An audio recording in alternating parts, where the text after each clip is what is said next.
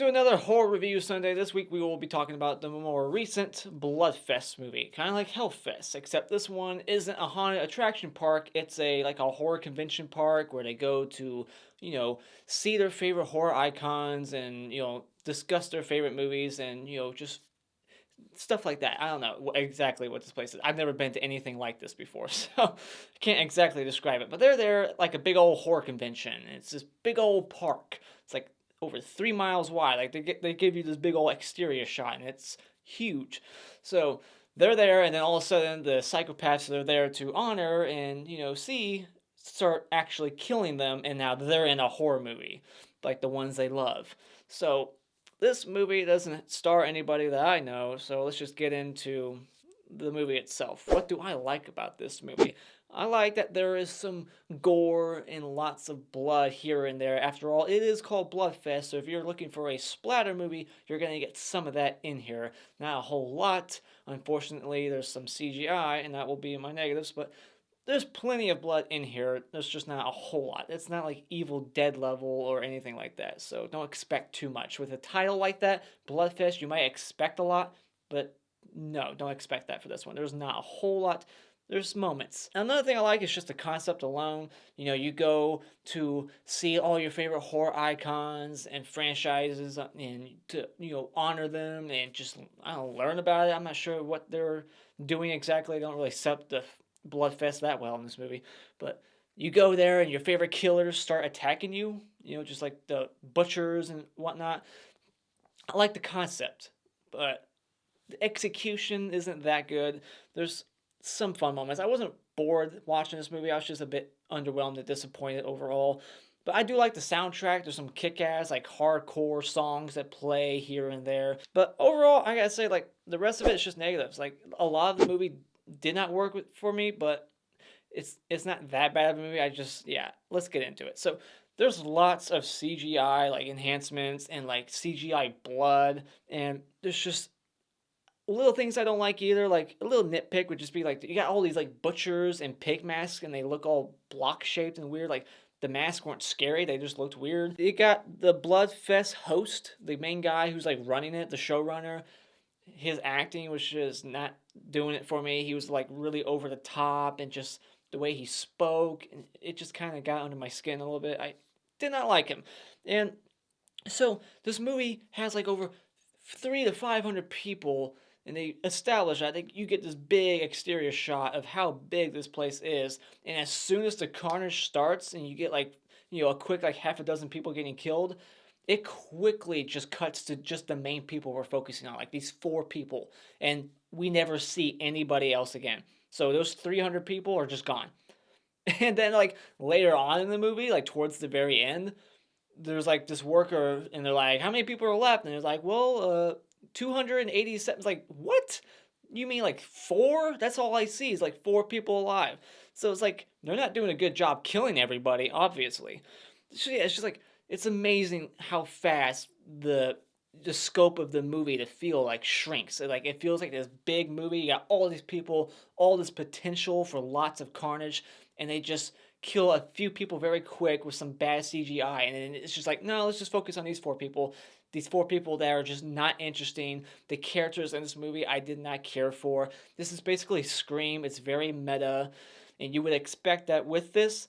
And here's just another thing that kind of irritated me, and I'm sure it's because of like rights issues. You can't use actual titles and names and masks from icons that we actually know and love. But it would have been cool if they would have referenced them. Like they do name drop, like Halloween, Friday the 13th. They name drop, but they can't, I guess, legally show masks or anything. But they don't even try to give you like a knockoff version. There's no knockoff version of like Friday the 13th, no Jason, no Michael. They just create these new villains. This one, I forget what they called him, but he's not scary at all. He's weird. He's got like a nose ring and these like welder goggles. It just looks dumb. So it's like they're there to celebrate all these franchises that we supposedly know and love. They're name dropping them left and right, but not a single one is actually at the Bloodfest. There's no like Halloween music. There's nothing. But I'm sure it's because of rights issues and whatnot. They set up this big ass theme park with like a dozen different areas. You got like this big old sign that says like there's this area, and they they only explore like a quarter of the place. They go to the clowns area, they go to the cemetery, and they're at the stage where the butchers, unleash havoc right away. And then they go to the school where this fictional horror icon in the movie, where his movies take place. So they barely branch out to like different areas of the park.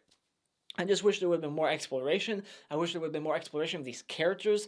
I mean, this movie just hits the ground running. Like, you you meet the main guy as a kid, and his, you know, he has this bad history. Something bad happened to him. There's a tragedy, and then it just flashes forward to him as an adult. He's going to the blood fest, and we quickly meet his two friends, and they're uninteresting. These characters, like, they're the same characters from like all kinds of movies. They got the same stories behind them. You got the very big overweight guy who wants to get laid but he can't. You got the main guy who's kind of a dork. He likes this girl. She's very attractive, but he just won't admit he likes her. And then, by the end of it, he'll most likely get her and they'll finally fucking date. And they'll have that traditional arc that you get in a lot of movies, where he's finally, because of what he went through, brave enough to admit that he likes her, and he gets her at the end, or he's gonna do something heroic. You got like every typical box checked. Like, it's just a very generic written movie. Even though it's like trying to make fun of all these tropes, it's trying to be Scream, it's trying to, like, poke fun at all these other tropes, but then it's doing all these other tropes that you would see in movies also. Like, is it on purpose? It doesn't feel like it. It just feels like they're falling into the trap that they're making fun of. The characters did not work for me at all. I wish we could have had a little bit more time at the beginning with those two people, that main girl and that main best friend of his. I mean, for a moment, I liked that big character. I think he's in the Spider-Man movies recently. But then just the dialogue wasn't working for me. Like, they weren't funny to me. Nothing really made me laugh. I would just laugh at how absurd something was. Like, Zachary Levi, Shazam, has a cameo in this movie for a little bit. And I laughed out loud at that just because I'm like, holy shit, why is he in here? And here's what pisses me off too. There's 3 or 4 gorgeous looking women, and they actually take off their tops, and we see like partial side boob nudity. Like, why show it at all? Why waste your time? Why are you teasing me? Just don't even attempt it. Like, if you're not going to show nudity, don't even try to tease at all, because it's just annoying. Why would you do that? That's just... You're teasing me. It's just so dumb. I hate that shit. I wasn't crazy about this movie. It was okay. It wasn't a terrible time. I enjoyed it somewhat. I liked the clown scene, but the overall story and what's going on behind the scenes of the Bloodfest and why is just dumb. So, honestly, I gotta say, final thoughts. This is just a very mediocre not slasher really, but it's just a mediocre movie. It's got generic characters with their generic, generic stereotypes, and just I wasn't into them. But yeah, there's just some blood moments, just some funny moments, like, just the clown thing, just like little things I could cherry pick. Where I'm like, I like that a little bit, I like that, but overall, I just wasn't that impressed with this movie. It was a decent time at best for me. So when it comes to Bloodfest, if this concept intrigues you, if you want to check it out, then I would recommend doing so by streaming it or renting it at Redbox.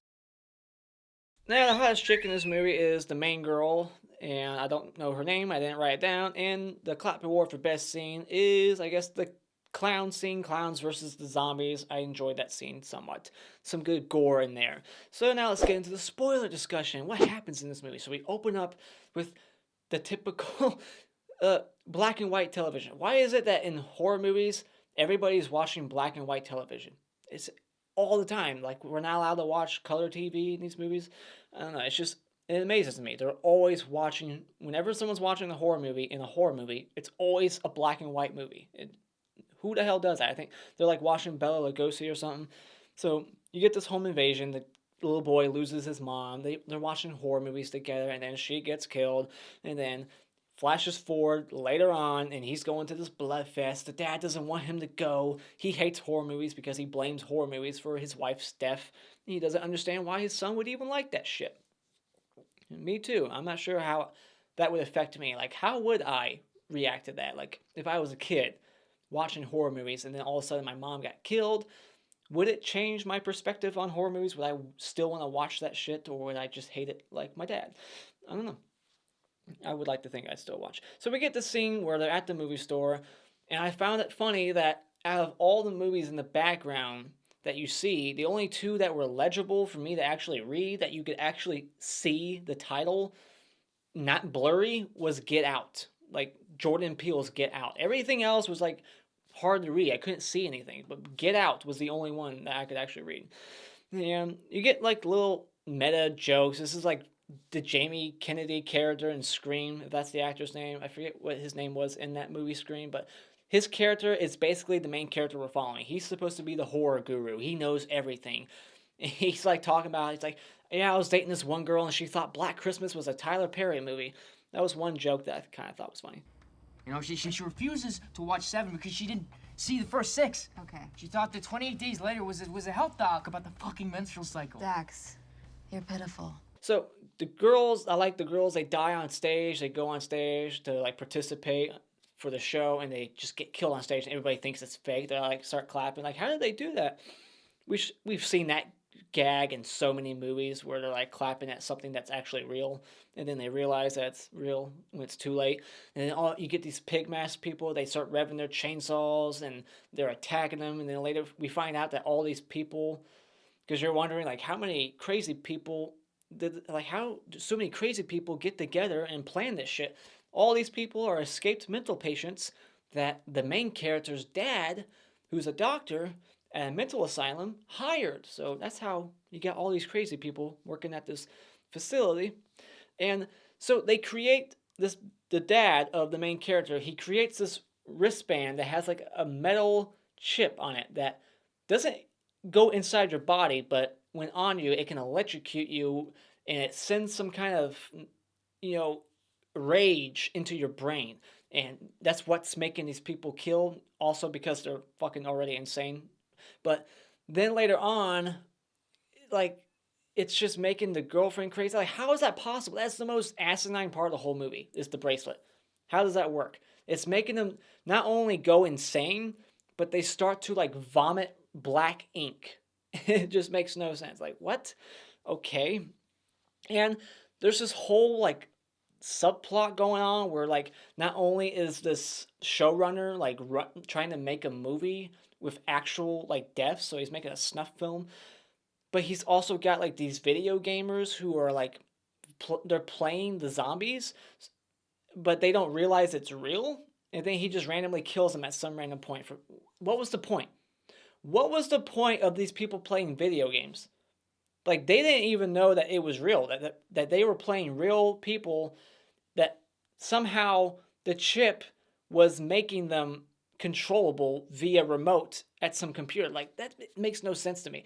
And then another thing that didn't make sense to me was this director guy dies in the cemetery. The zombies come up and they kill him, but they're not real zombies, right? So, but when he dies, he comes back later as a zombie. Not only a zombie, but one with fucking super strength. He punches a hole through a chick's chest with his vape. And then he starts like vaping, which is my favorite kill in the movie just because of that alone. The added vaping, that was like just a cherry on top. So that would be my, like, Mr. Had Award for best kill would be the chick who gets the hole punched through her chest and then he like starts vaping. But yeah, it's just like little things like that that make no sense. The whole bracelet thing made no sense how they're able to set that up. And they have this transmitter that can control, like, it's like an on and off switch. You pull the plug and it's right in the middle of the park in the cemetery where one of the victims, like our main cast, could just run up and unplug it. It's like, why would you put something that important right there for someone to easily access and then, like, turn it off? And then there's, like, a sign that says, like, welcome to Hodderston or something, which is, like, I think a reference to Kane Hodder. And then they go to, like, Tortureville, and there's, like, a saw trap set up that really didn't make much sense. Like, one person has to put their arms... There's one person with his arms in these two boxes, and when the clock strikes midnight, it's going to, like, tear him in half somehow. But to get that person out, somebody else has to go put their arms in the other set of boxes.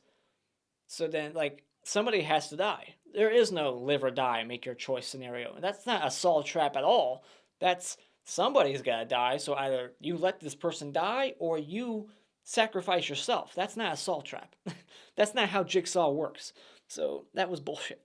And then, yeah, we get that line. It's like, how many people alive? 237. Bullshit.